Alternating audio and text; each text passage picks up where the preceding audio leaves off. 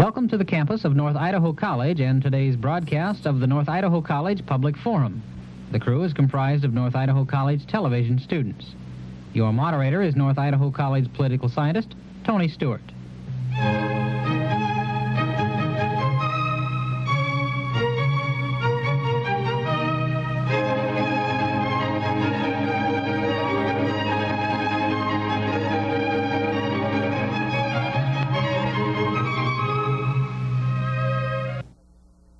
I wish to welcome our viewers to the 12th year of this program. We are very happy and feel very fortunate that we've been on the air so long, and as I've indicated, this is the beginning of our 12th year. We hope to bring you this year a number of topics that we think that you'll be interested in, and we hope you'll be joining us each week for that programming. I'm particularly happy to start off this new year with two friends of mine, and also am most pleased that we're able to deal with a topic that I suspect may not have ever been covered by any television program in the past. Our topic today is the use of social science models for successful business corporations. Our two guests have been able to implement the social science models in a corporation they have created and been very successful. I would introduce to you, first of all, Bill Heller, who holds a BA in sociology from Michigan State University and an MA in political science from the University of Hawaii. His wife, who joins him in business, holds a baccalaureate degree in social work from Michigan State University, a master's in sociology from that same institution, and did additional graduate work at Michigan State. She has also served as a visiting assistant professor in the field of sociology from 1969 to 1971 at the University of Hawaii. As I've indicated, I'm so happy to welcome both of you to our program. Thank you. To set the tone for our program, both today and they shall return next Sunday to be with us again, I'm happy to make the point that they created a business that is a marketing business. The corporation's called Available Hardware Supply Company, and they market in the fields of building supplies, hardware stores, cabinet manufacturers. To indicate that the models that they've implemented have been successful, I was most impressed when they handed me the history of their company, and I found out that they have approximately 900 accounts at this time, and the corporation only started in 1979. They market in the states of Idaho, Washington, Montana, Oregon, and Alaska. I think you will be particularly impressed that they've grown to an employment of 17, and their sales history is most remarkable. In 1979, their sales were approximately $93,000 for the year. In 1980, that had increased to $534,000. In 1981, it had jumped to $967,000, and a remarkable growth in 1982 to $1,623,000. In 1983, it is projected that the intake will be approximately $2,600,000. I would say to the Hellers that this would certainly justify us dealing with the program on your models, because they certainly are working. And this has always been true with this program. It's a very special pleasure for me to welcome back my regular panelist who helps me week after week, Mary Lou Reed, and she shall commence the questioning. Thank you very much, Tony. I must say that those are very impressive numbers. I hadn't heard them before, and you obviously know what you're doing. I think it would be helpful now, Bill, if you would explain what we hope to accomplish through this 2-week series on the social sciences and business. Would you please? Yes, Lou. We actually hope to accomplish two things. The first one, and with our background both being in the social scientists and sciences and our experience in business of the last few years, we hope, number one, Lou, to heighten the awareness of the business community of the powerful tools which are available to it in the field of social science.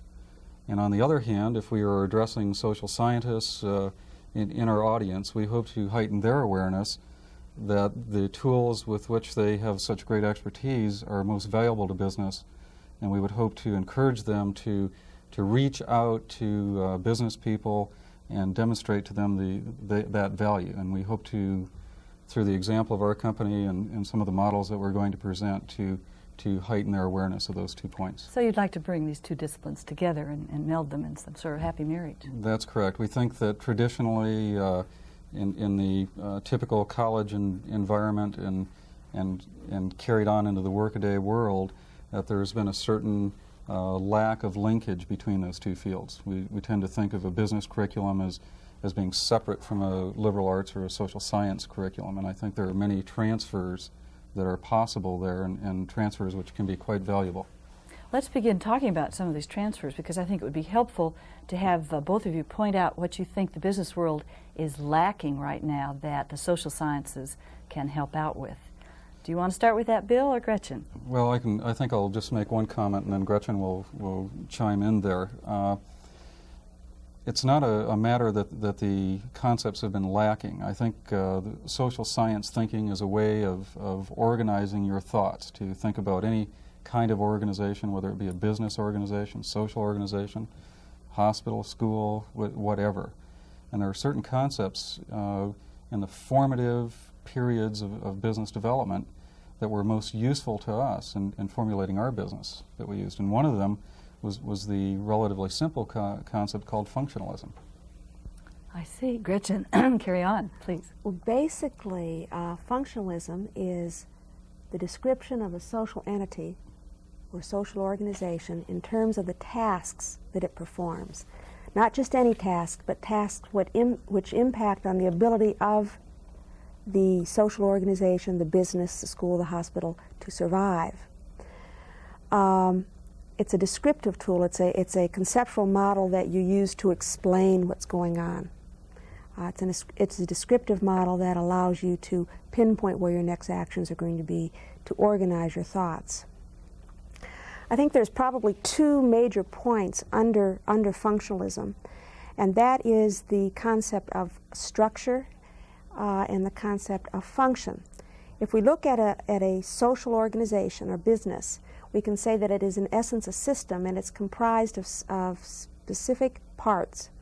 Some of them they can be mutually exclusive parts. You can talk about a purchasing function or purchasing department, a sales department. Usually in the traditional sense, when you talk about structure, you talk about a hierarchical structure. But it's important to remember that the structure is not only up and down, but there's also strong structural links between and among units on a horizontal basis. And superimposed on these structures, purchasing department, accounting department, are functions that must be performed so that the organization can be viable. Now, these functions can be assigned to a specific unit. For example, coming up with a preparation of a financial statement is the role of the accounting department, or they can be assigned to several different departments or units, such as inventory control, which requires purchasing, accounting, shipping, and receiving. So that, in essence, then, when you use functionalism, you talk about structures and tasks that they perform, either tasks specific to that particular structure or tasks that cross over various structures. Is this the time then to ask you to explain how you have used structure and functions with your own company? I think that's a good question at this point, Lou. The real essence of functionalism when one is creating a new organization or a business is to sit down and to say, what function are we to serve? What is it that we're going to do? Of course, in the business world, it's quite necessary that in doing whatever it is that we do, that we create some value. It's through the creation of that value that profits are made. It's the only place that profits can be derived.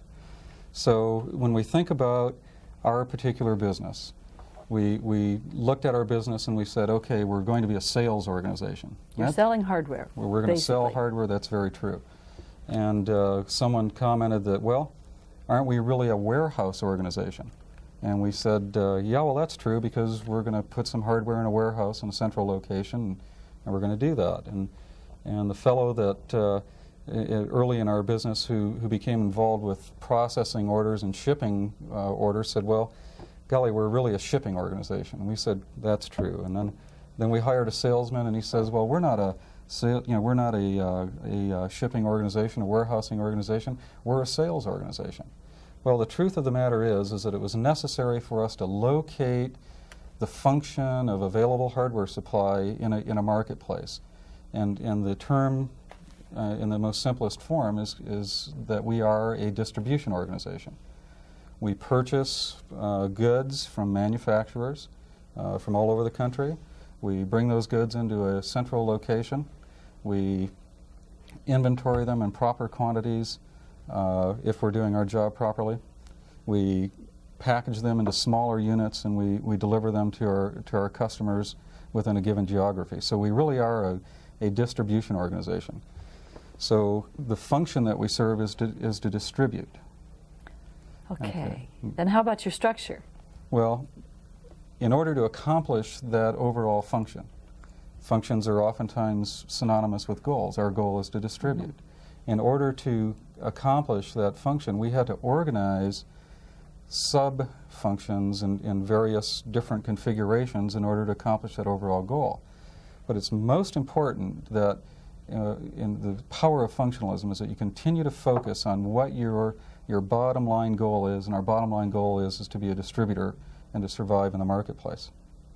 So that you're dividing it into tasks at all time. That's subdividing. Correct. So the first thing that we're going to do then is once we've located ourselves in the marketplace as being a distributor, we have to begin to ask questions about what kind of structure is necessary to the accomplishment of that larger goal. And of course there are several sub-goals in there. We've already alluded to many of them, Lou. We've talked about purchasing, we've talked about warehousing, we've talked about sales, and we also have another department in our company called operations, which is an overall coordinating function. Gretchen mentioned that functionalism talks about structures, and structures in the most traditional business sense and in most organization in modern society is a hierarchical type of organization, so that you can see that there's a general manager, and under that person there are several departments, and under those departments are various other functions. The sales manager manages an outside sales force, customer relations. The operations manager is responsible for all of the accounting functions. That person is responsible for the data processing system. Data processing being very important to modern business. The warehouse is responsible for not only shipping goods and processing orders, but also for the orderly receiving of those goods as they come in from the manufacturer. So we begin to link all of these together. Now, that's wonderful, it sounds simple, and in the basis sense, we always keep reminding ourselves that our job is very, very simple. We have not a difficult task to do. We buy in large quantities, we bring them to a central location, break it down to small quantities, and we ship. Functionalism is constantly reminding us of our root goal. As we get into this, and we have a nice hierarchical structure, everyone knows who to report to, and so forth, but the day-to-day functioning of that structure begins to get complicated if one is not aware of how social organizations function on a day-to-day basis. What I'm alluding to here, Lou, is that there are more relationships here than what are indicated on the chart. For example, the sales manager has many contacts daily with the operations manager, and the purchasing manager is in constant communication horizontally in this chart with the warehouse. And the warehouse is definitely communicating with sales on a day-to-day basis. So to begin to understand how all of these horizontal relationships take place, okay, Gretchen and I have relied continually on a term that we're using called organic theory. How does this whole organ function together? Okay, I think I better turn it over to Tony now. We're very much in the middle of this process, and one thing comes to mind before we look at the rest of the models.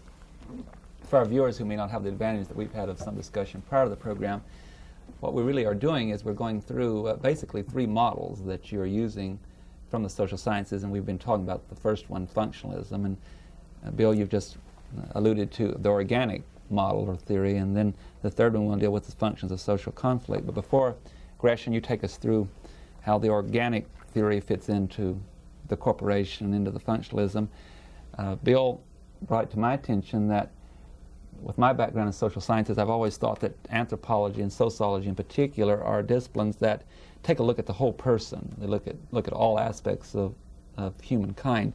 They deal with the economics and the social and cultural aspects, the religion and the government and the lawmaking. And I sense from what you're saying about how you've set up your organization under this functionalism that's where the social science model becomes so important.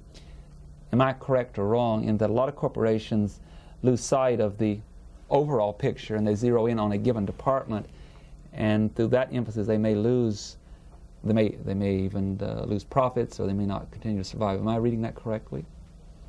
In other words, you're talking about both vertical and horizontal and tying everything together, but you're not losing sight of the overall model by looking at one component.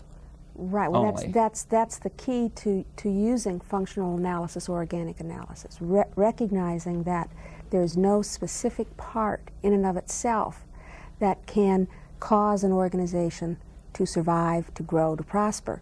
That it is in essence the interaction among those parts and the output, i.e. the fact that they successfully perform their functions, that allows the organization to grow. And you're right, I think a lot of people think, well, I'm purchasing manager, all I have to do is worry about purchasing. Or I'm sales manager, all I have to do is worry about whether sales are increasing or decreasing. And that type of attitude on the part of the managers, on the part of the people in the department, is basically destructive of the organization, because they've lost sight that it's everybody working together. It's similar to a government, isn't it, in the social sciences? A government can lose sight and think that they only have one major function. It may be military, or someone else may look at it and say, our only concern is economics and employment. Or maintenance of their own power. Yes. You know. And so the same process work. You have quite clearly discussed the functionalism, and I think now that we need some more detail on the organic theory as it relates to what Bill has said.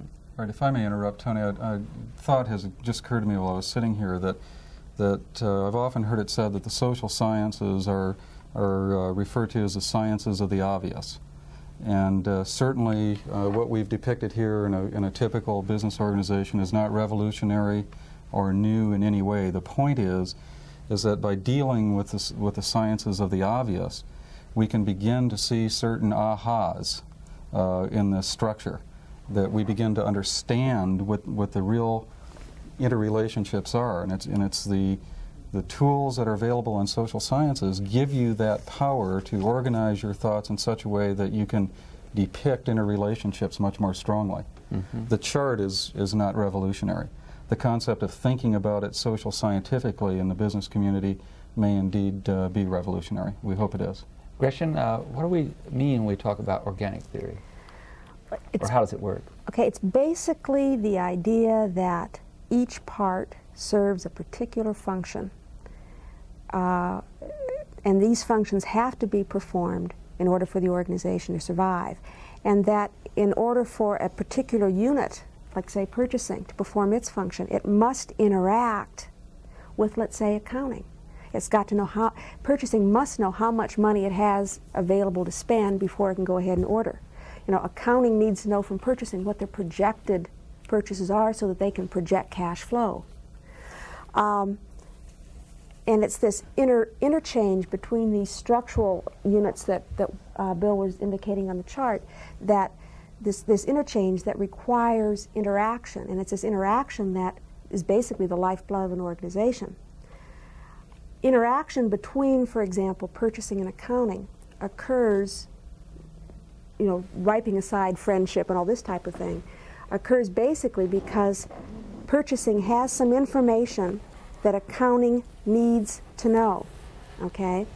It has something, it either has goods, services, information, whatever, that accounting has goods, services, or information that purchasing needs to know in order to perform its task appropriately.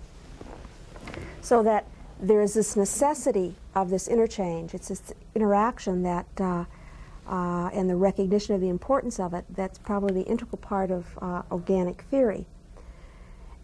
There's also another kind of subheading under this, and that's the recognition on the part of all people in the organization that the output of all departments, the performance of all functions are necessary for the survival of that organization. There's not one part that's more important or more vital or more necessary than the other.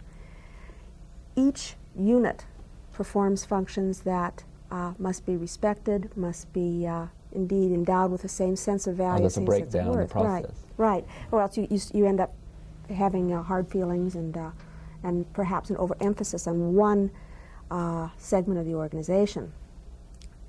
Thus, I think that the organic theory says interaction is necessary, and there's also the recognition that each unit, each task is important and indeed necessary for the continuance of an organization. Can we safely say then that through this process that you're using in this kind of vertical horizontal cooperation, that we might have had a trend that's being carried too far, that is, there's been too much specialization, that we've taught that if you're a specialist, an expert, you don't have to worry about how that relates to anything else in the institutional organization. I'm not only speaking of business corporations, that could be universities, etc. I think that's very true. I think that what's happened is that people have said, okay, let's say, for example, that someone's going to major in marketing and they're going to be a salesman. They think they're doing the complete job when they sell a lot. They don't stop and think. They haven't been trained to think of what relationship sales has to accounts payable, accounts receivable, to purchasing. There's this tendency to think as long as my department is functioning okay, I'm doing a good job. But perhaps the most important thing that an individual does is communicate with other departments, pass information, pass goods, pass services, whatever. And it's that interaction that I think organic theory leads you to focus on. I think there's one of the steps that we must take in this process concerning the models, and you have given me an indication that you're dealing with something called functions of social conflict. And which one of you would like to take that one? Well, I can lead into that very quickly, Tony. The day-to-day application of what Gretchen has been discussing in organic theory, okay, is to attempt to heighten individuals' awareness of their own value to the organization. We will not allow the sales department to say we're a sales organization, because when we make a sale, there are several events that occur. We have to copy the order down correctly, we have to process it, we have to ship it, we have to bill it accurately, we have to summarize that billing at the end of the month. Or deal with complaints. Or deal with complaints. And not until we've accomplished all of those events successfully do we have a successful sales event. When that happens, that again then develops into a tool for the sales department to utilize in creating additional sales, saying we have performed all of our functions accurately, efficiently, and promptly, and so buy more. Doggone it. Now, if we ship the goods inaccurately or bill them inaccurately, there's a reason for that customer to not want to buy from us again. So who is to say what is more important? Is the, in automobile terminology, is the piston more important than the rotor cap? Well, if either of them break, the engine stops running, and if we don't perform all of our functions properly, the business stops running. Its sales decline and it ceases to survive. The interesting point about the interaction, however, is when we develop interaction, we develop the dysfunctional possibilities, if I may, that there will be inappropriate kinds of conflicts, that roles, what my job is as purchasing manager and what your job is as sales manager begins to get clouded, or there's a danger that it's clouded. And when, that's one kind of conflict. Will the chart that you have deal with this? Not actually, but I can explain this very, very quickly if I may take the liberty to draw a quick chart. And I must draw from the right.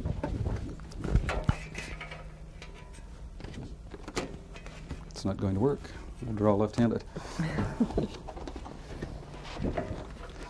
Okay, if one thinks of, let's talk about the general manager sitting here in our organization. This would be the general manager on top. Okay, and let's talk about the relationship, let's say, between purchasing and warehousing. So certainly the purchasing manager, I'll put some initials in here, GM, P for purchasing. The purchasing manager interrelates with the general manager. That's very true.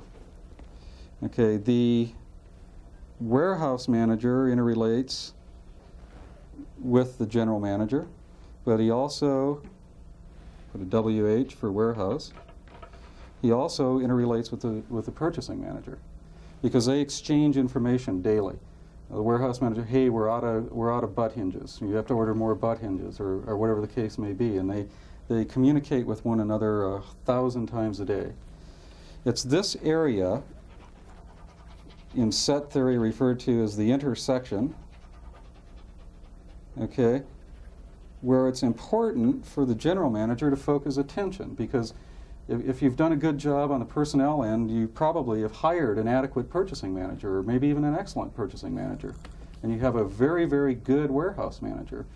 But it's managing this interrelationship that's very important, because those are the areas where the purchasing manager says, well, inventory control is a warehouse job, and the warehouse guy is saying, no, it's a purchasing job, and we begin to get certain kinds of conflicts going.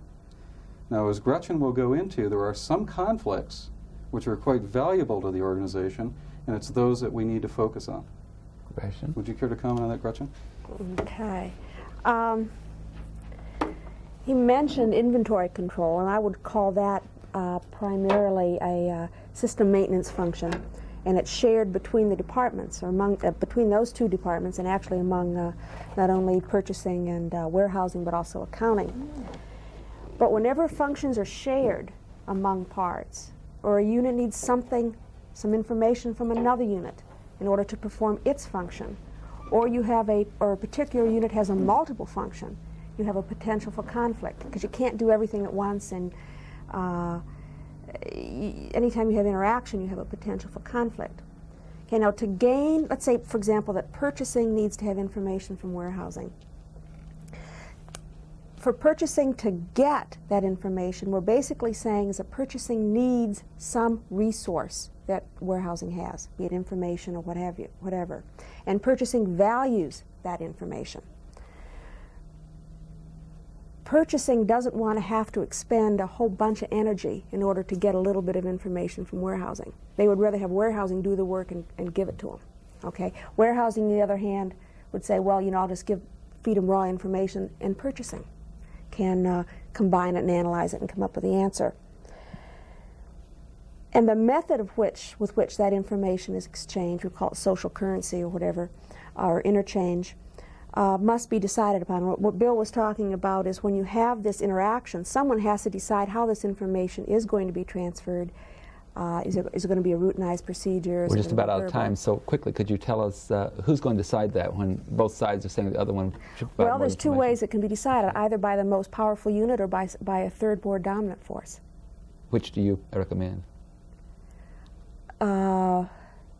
I think it really depends. Single organization, but Yeah. one of those two should be deciding. One of those two will decide it. Mm-hmm. If it's basically, if the two groups can't come together with a agreed upon compromise, then a third force has to step in. And that would be the General manager. I'm so sorry to interrupt, but I'm happy to report to our viewers that you'll be coming back next week, and Lou and I shall be continuing this discussion with you. And I would point out to our viewers that when we do return on part 2 of Introduction to and background to the question of the use of social science models for successful business corporations, we'll particularly zero in on the results of the use of these models as how it affects the individual worker and impact on the organization itself. I hope you'll be with us. Please have a good week. I am Tony Stewart.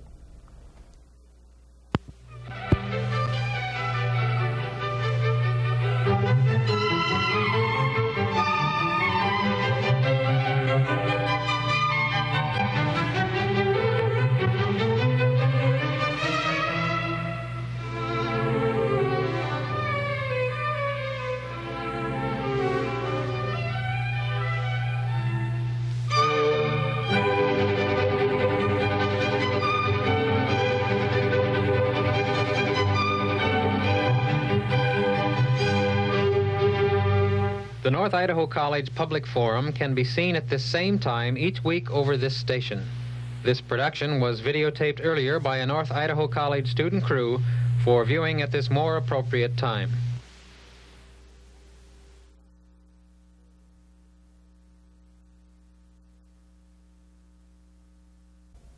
Welcome to the campus of North Idaho College and today's broadcast of the North Idaho College Public Forum.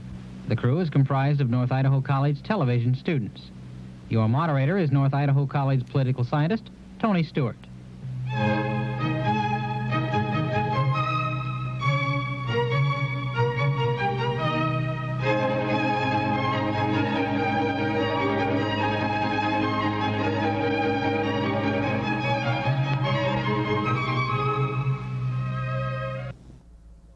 I welcome you back to part 2 of our subject, the use of social science models for successful business corporations. It is a pleasure to welcome back our 2 guests from last week, Bill Heller and Gretchen Heller. Bill and Gretchen own a corporation known as Available Hardware Supply Company, and it's through this corporation that they have incorporated those social science models. And I think the facts speak for themselves to how successful those models have been. The corporation that was created in 1979 had a sales history of that year of $93,000. In 1980, it had risen to $534,000. In 1981, it had increased to $967,000. In 1982, it was $1,623,000. And this year, it is projected to be $2,600,000. I congratulate you for such a rapid growth and success. Both our guests hold degrees. Gretchen's field is sociology and social work, and Bill is in both sociology and political science, and they certainly have had the background to incorporate those models. I'm happy to welcome back, as always, Mary Lou Reed, who's a member of the panel, and she shall commence today's program with her question. Thank you, Tony. Bill, I think I'd like to ask you to restate what we're trying to accomplish through this series on social sciences and business. Would you give us a little restatement of our purpose? Yes, Lou. We started off last week by stating that we had twofold purpose. One was to make the business or try to get the business community aware of the powerful tools that are available in the social sciences which they could apply to their businesses, and on the other hand to appeal to social sciences to reach out to the business community and attempt to deliver those tools in a more aggressive way. Fine. And then last week you talked about the 3 models that you are combining. One was functionalism, which, as I understand it, deals with structure and tasks and basically the functions that your organization is trying to accomplish. And then you talked about an organic theory, which relates the different parts to each other and how they interact. And when we left, you were just dealing with the whole question of conflict within the organization. I think it would be helpful now if we could pick up so that you can finish talking about what you mean by conflict within the organization and how it is positive and how it is negative.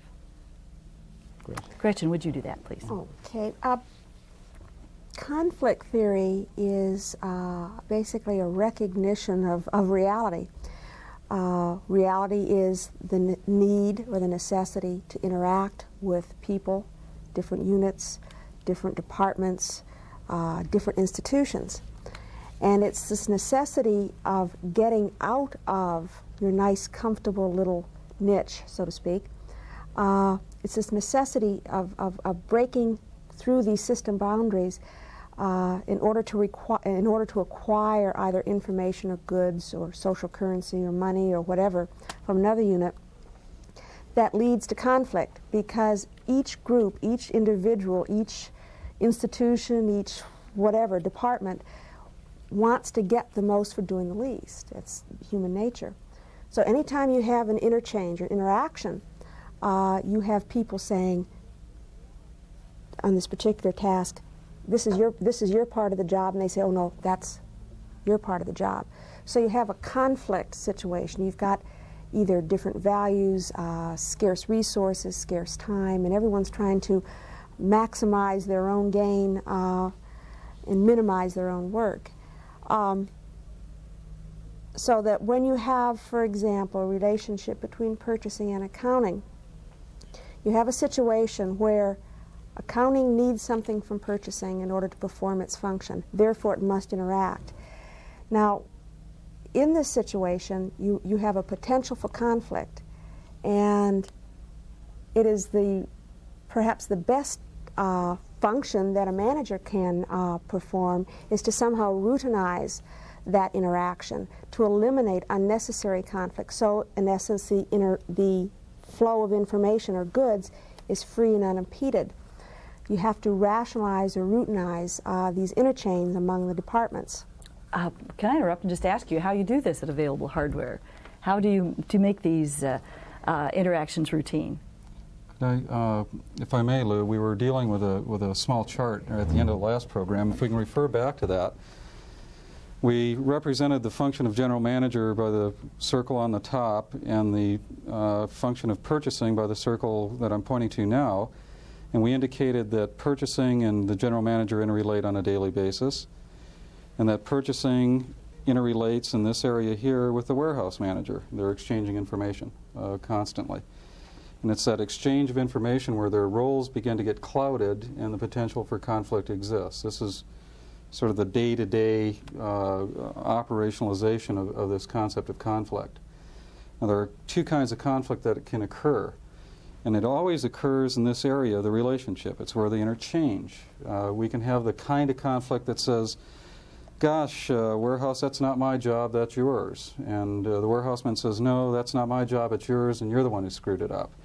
Well, we have to clarify those roles very cautiously. It's those kinds of things that have to be routinized, where the conflict becomes dysfunctional and disruptive. Okay, then it goes into an area where there's a multiple intersection of roles here. We have the general manager, we have the purchasing manager, and the warehouse manager. And when Gretchen referred in the last program that those kinds of conflicts are generally decided by a higher authority, it would be in this area. The manager then focuses more on these interrelationships than the manager would focus on the specific tasks. That's why you have managers to do specific tasks. To deal with conflict, basically. Right. The way in which we attempt at Available Hardware Supply to routinize this interrelationship and to weed out potentially difficult conflict is that we try to develop an ethic of accurate information. We say that it's acceptable for the warehouse manager to say, no purchasing, I'm not going to accept this data because it's incomplete or it's inaccurate. We try to get the accountant to say, no purchasing, the data that you just gave me is unacceptable because it's not serving my needs so that I may perform my function within the organization and so that we both may accomplish our overall goal. And that is, as defined in the last program, to be a distributor. Now, to the extent that we can do that, number one, we take a lot of the ambiguity out of their role, we clarify their role, then they have the opportunity to think freely and spend their time on more important matters. And it's that spending their time on those matters, recognizing what is good data or information or services or whatever it may be and what is bad, causes them to demand ever increasingly accurate and usable information. And it's that demand amongst the departments that allows our organization to evolve on a daily basis into a more and more efficient organization. Well, Gretchen, I interrupted you because I think you were probably going to then spell out where this conflict can be healthy within an organization. Yeah, and before I say that, I wanted to, you ask how it can be handled. Mm-hmm. It can be as simple as developing a good form. Just a form for them to fill out. In the order that is mutually compatible with the needs of both organizations. Oftentimes left to their own whims, purchasing will develop a form that's easy for them, but it will be unusable for warehousing. So you have, and warehousing needs that information, so it develops its own form. So you have two different parts of the organization, each collecting the same data, when the same form could be used in both places. It would be one simple way of eliminating some conflict. But conflict, that's a good example. But conflict basically is a sign that something is occurring, interaction. And that's Something's good. happening. Something's happening. If everyone is just plodding along doing the same old thing every day and everything is running very smoothly, chances are the organization's not growing, it's not responding, it's not changing, it's basically stagnant. And a stagnant organization, since it's in an environment that's not stagnant, is going to die. So conflict is good for two reasons. Number one, it shows that the organization is alive. Number two, it allows you to determine which type of conflict can be routinized, i.e. which type of conflict can be solved by development of a simple form, and what kind of conflict is dysfunctional, i.e. maybe personalities are involved, or maybe there's a power struggle because both groups have forgotten that one higher goal, at which time the general manager or another manager, depending on what level of the organization it's occurring, can step in and just say, hey, you guys or you gals, you are not keeping in mind the real purpose of the organization. It's not to enhance your prestige, it's to distribute hardware. Ideally, do you like to have the employees try to solve the conflicts themselves? Is that the best management policy, is to stay clear until you really know that you're needed? I'll hedge on that somewhat. In certain kinds of conflicts, that's definitely true, and I would say that if it were possible in all conflicts, it would be preferable. However, there are certain kinds of conflicts that are of a more immediate nature that one must step into before the overall goal is severely damaged. And again, you said that was one of the chief roles of management. Right. Thank you. This whole process that we've been talking about can conclude, I think, in impacts on the organization or the goals of the organization. And now that you've been in business since 1979 and have grown to this point, would you share with our viewers some of the impacts that these models have had on your organization and their implementation? Well, Tony, I think the most important one, and again, in the last program we talked about social science being the science of the obvious, and you ought to be able to say, aha. It assists us of taking the simple organizational structures and understanding how they function. The real key to all of this, when we talk about the way the different parts of the organization link together and so forth, is that we strive every day in our organization to try to clarify our roles so that the purchasing manager knows what his job is, and as does the warehouse manager, as does the order picker, and as does the shipping table operator, and so forth. The reason why role clarity is so important to us is that we do have an ideology of our own, and we do believe that in the human experience, everyone wants to do a good job. No one, I think, in our country goes to work with the idea of doing a bad job. The reason why we oftentimes are not as productive in certain roles as we want to be, I think, is that we do not understand what those roles are. And to the extent that people can know what is expected of them, know what their duties are, know where they do have certain overlappings with other departments, and that those relationships are clarified, their roles become very clear, and it gives them the opportunity to become very productive. And you know, I'm very proud to say that in our organization we have a very large number of incredibly productive people. Well, you're saying several things, aren't you? One is that human relations are very important in any institution, and so you improve the chances of better human relations with management and among the workers and groups. Are you not also saying that out of that comes a very personal satisfaction that they're important to the organization and their role is important? And also it creates efficiency, doesn't it, for your organization? Yes, we think it does. Absolutely. What does that result in? I guess the answer is rather obvious. If it's very efficient, what does it do for the organization? It leads to increased profitability, of course. Yeah, that's a reason for being, isn't it? One of the reasons for being for a corporation. That's correct. Yes. Is the profit. I've known both of you a long time, and I've often been impressed by your interest in not only making your organization run well, but you, in your social science background, certainly lends to that. You're interested, in addition to the profit, I know that personally, that you're interested in the people and what they're doing. So give us a few insights along this line of the impact on the organization that outside of the profit, and we can see those figures for themselves. What are some of the other benefits that I've been just somewhat addressing? Let me put it this way, if one was carrying this out throughout a number of organizations in a community, what could it do for a community or even a state? I think what it does is it integrates an organization, and when I use that term, Tony, I think that it focuses an organization. It makes the goals very, very clear. Everyone develops a community or organizational spirit that evaluates one another, where you say, no, you're becoming involved in your personal emotions or whatever, and you're not keeping your mind on the overall goal. So we all assist each other in always striving toward that overall goal. In our case, of course, would be distribution.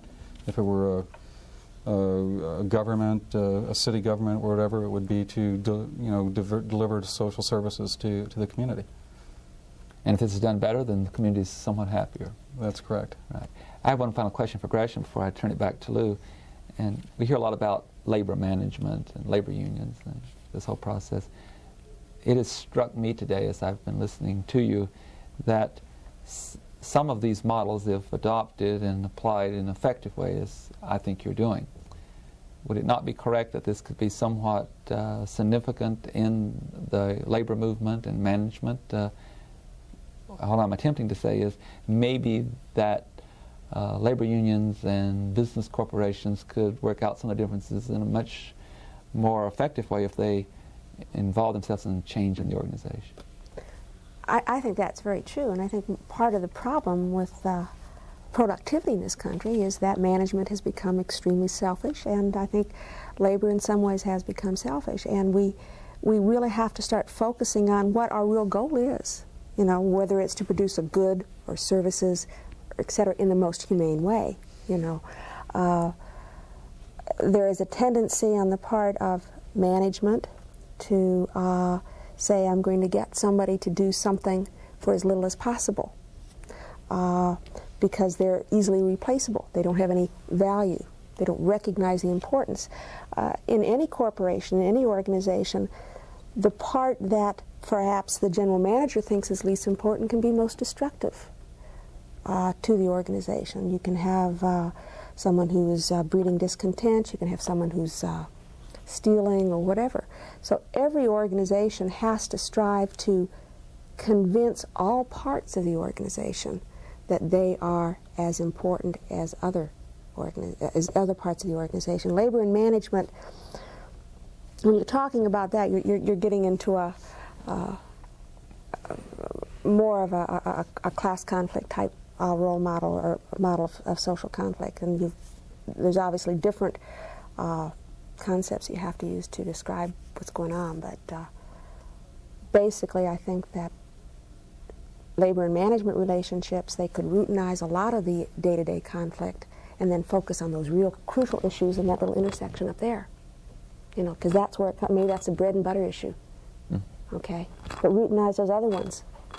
Thank you. Lou Reed. I think there's maybe some slightly ineffable things that you have applied that maybe we can address, because obviously systems, this is sort of a systems approach, right?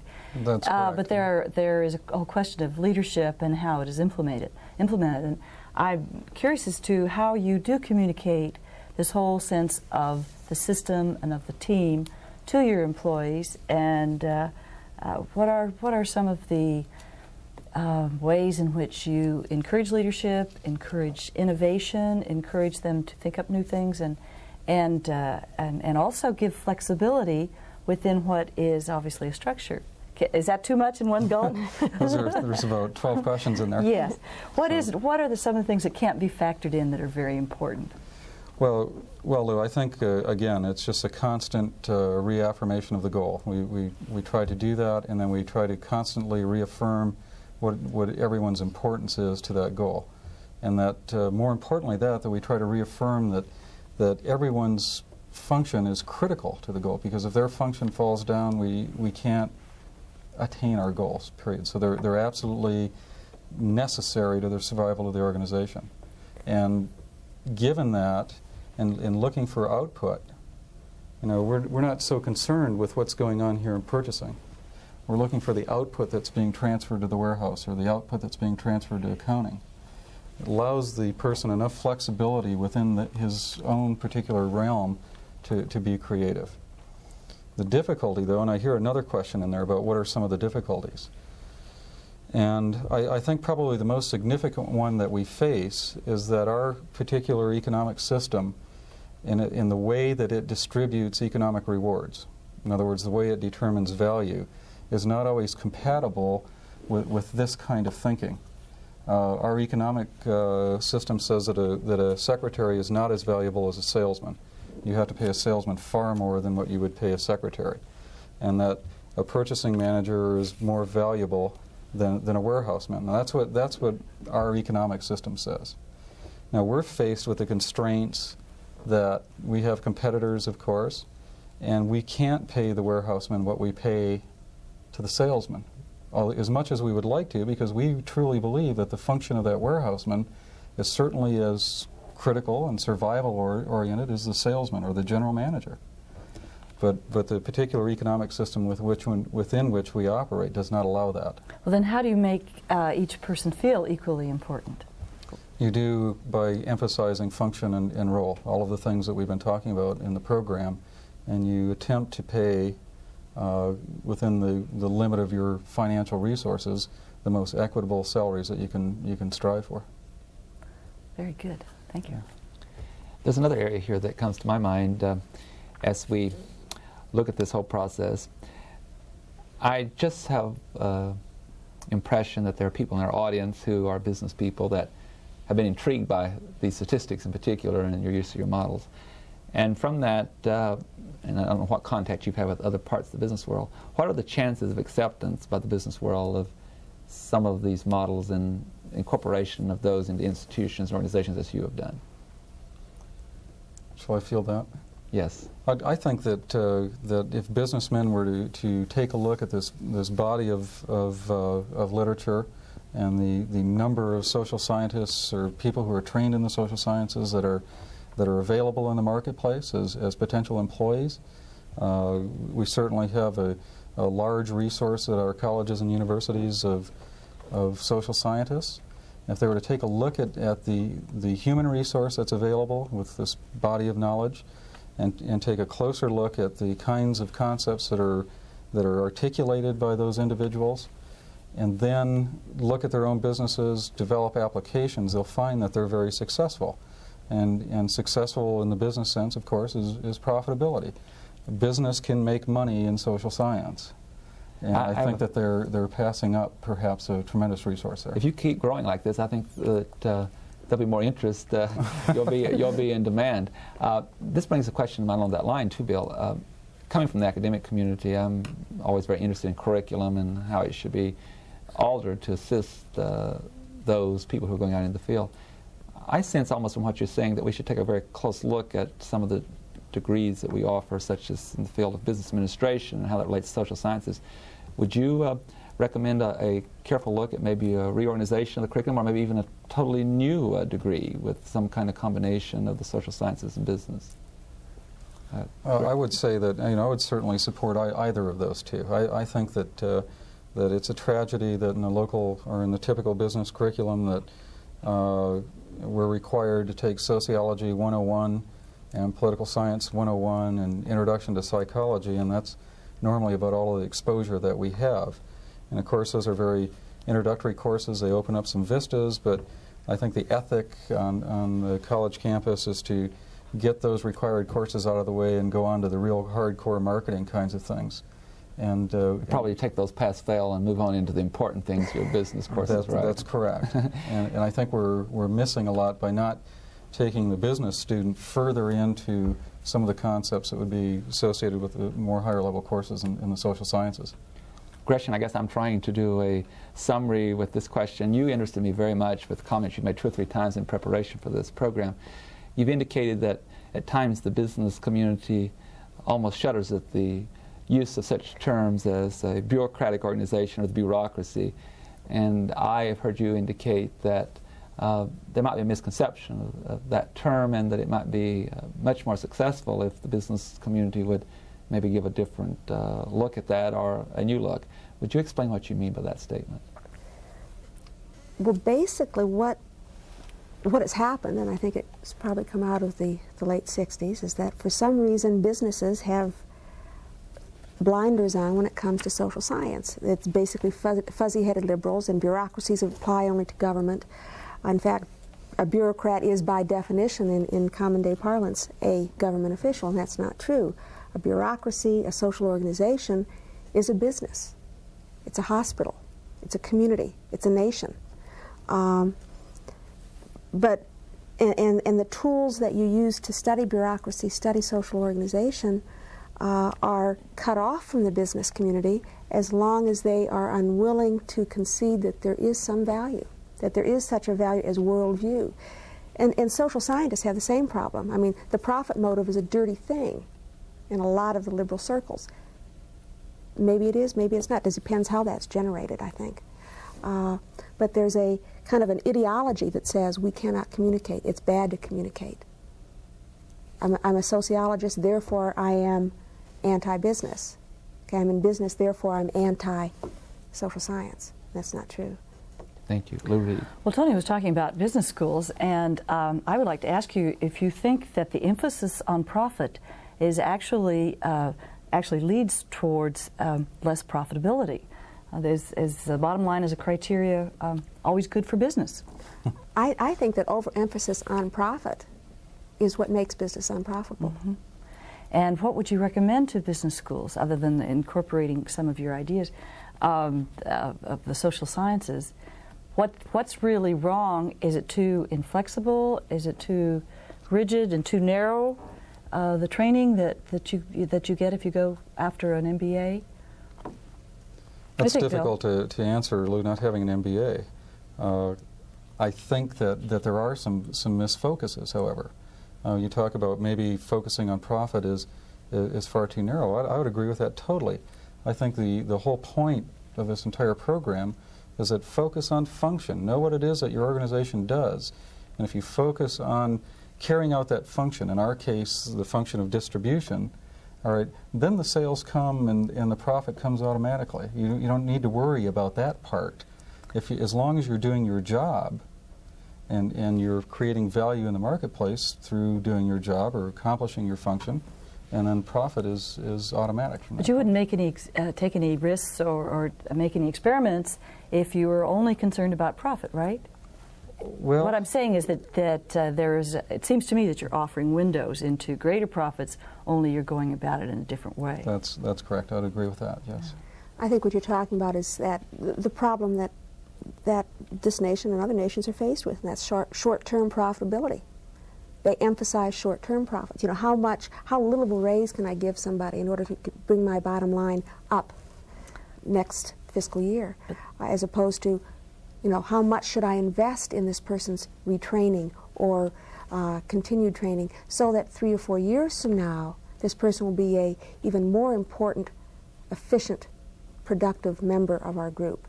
And that meaningful work is really incredibly important. And central. Yeah, and 3 years from now, you're going to be more profitable, not right away. You're saying for business corporations, now I suspect this is true of universities and government and all areas, we use the Band-Aid approach very much. Solve the problem just for today or this month or this year rather than looking to long range. We didn't make enough profit this year. Whose salary can we cut? I'm sorry to interrupt, organize but our time is up once again. Time has just flown by both weeks while you've been here, and I want to express on behalf of the staff our appreciation to both of you for being here and to thank Lou again for her outstanding questions. Ladies and gentlemen, our guests have been Bill and Gretchen Heller, who own the Available Hardware Supply Company that's located in Post Falls, Idaho. And if you're interested in this subject, please contact this program and we will send the message on to our guests. Please have a good week and be with us again next week. I am Tony Stewart.